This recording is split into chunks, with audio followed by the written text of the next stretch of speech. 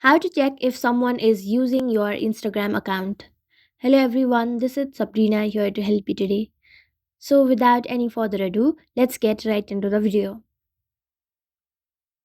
So, first, launch your Instagram application.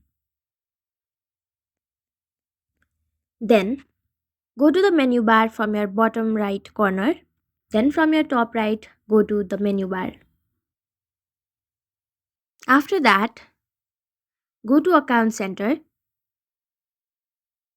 Now, go to Password and Security. Select where you are logged in from security checks, and here all the devices that you are logged in from this account will appear.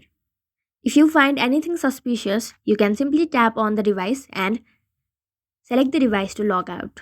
So that's it. Thank you for watching this video. Make sure to like, share and subscribe to our YouTube channel.